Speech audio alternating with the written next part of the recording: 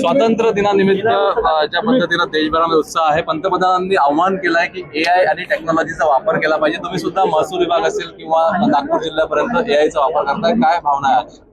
महाराष्ट्राच्या 14 कोटी जनतेला स्वातंत्र्य दिनाच्या शुभेच्छा देतो. आजचा स्वातंत्र्य दिन हा विकसित भारताकरता, विकसित महाराष्ट्राकरता नवा संकल्प घेऊन येतोय. माननीय पंतप्रधान नरेंद्र मोदीजींनी विकसित भारताकरता आधुनिकीकरण AIच्या माध्यमातून संपूर्ण देशातल्या संपूर्ण व्यवस्था या पुढे नेण्याचा प्रयत्न सुरू केलेला आहे. आणि आता सर्व स्तरावरच पोलिसिंग असेल, महसूल असेल, देशातले राज्यातले सर्व कोर, फायनान्स असेल, प्रगतीचे सर्वच क्षेत्र हे AIशी जोडण्याचा प्रयत्न प्रधानमंत्री महोदयांचा त्याचा संकल्प आहे. महाराष्ट्राचे मुख्यमंत्री देवेंद्र फडणवीसजींनी सुद्धा IT टेक्नॉलॉजी AI या क्षेत्रामध्ये पुढाकार घेऊन या राज्यामध्ये 100 दिवसाचे 150 दिवसाचे 2 मोठे कार्यक्रम प्रशासनाला दिले होते. त्यामध्ये AI अंतर्भूत टेक्नॉलॉजी लॉन्च केलेल्या होत्या. त्यामुळं पंतप्रधान नरेंद्र मोदींच्या आव्हानाला महाराष्ट्र सुद्धा तेवढाच सोबतीनं काम करतो आहे. याबद्दल मला विश्वास आहे. निश्चितपणे प्रधानमंत्री मोदींचा संकल्प आपण पुढे नेऊया.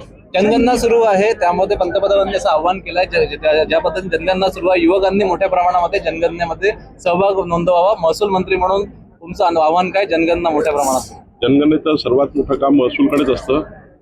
त्यामुळं महसूल प्रशासन तर काम करेलच, अचूक काम करेल. पण हे करत असताना यावेळी महत्वाचं काय आहे तर माननीय पंतप्रधान नरेंद्र मोदीजींनी स्वतंत्र भारताच्या इतिहासामध्ये पहिल्यांदा OBC जातनिहाय जनगणनेचा संकल्प केला आहे. मला विश्वास आहे की जी जनतेची मागणी होती, OBC 18 पगड जाती 12 बोलतेदार जनतेची मागणी होती की आम्हाला जातनिहाय जनगणना पाहिजे आहे. ही देशाची मागणी पूर्ण झाली. Schedule caste, schedule tribe, schedule caste मधल्या खूप जाती आहेत, शेड्यूल ट्राईब मधल्या जाती आहेत. एकंदरीत महाराष्ट्राचं खरं चित्रीकरण यातनं होणार आहे. आणि यामध्ये जो खरा मागासलेला समाज आहे, मग सर्व क्षेत्रामध्ये असेल, SC, ST, मराठा, OBC या सर्व क्षेत्रामध्ये आर्थिकदृष्ट्या कमजोर, आर्थिक दुर्बल आणि त्या समाजातील व्यक्तींना पुढे नेण्याचा प्रयत्न या ठिकाणी जातीय जनगणनेत होणार आहे. त्यामुळं एकीकडे जनगणना अचूक करणे, दुसरीकडे जातनिहाय जनगणना अचूक करणे.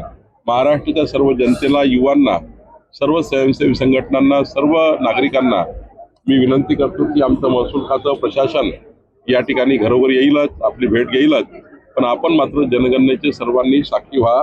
आपलं नाव जनगणनेत कुठून याची काळजी सर्वांनी घ्यावी. नाही, स्वतंत्र यामध्ये टाकलाच आहे ना, नवीन याच्यामध्ये टाकलेला आहे. देखिए, आज पूरे देश में, महाराष्ट्र में सारी युवा शक्ति स्वतंत्र भारत के इस स्वतंत्र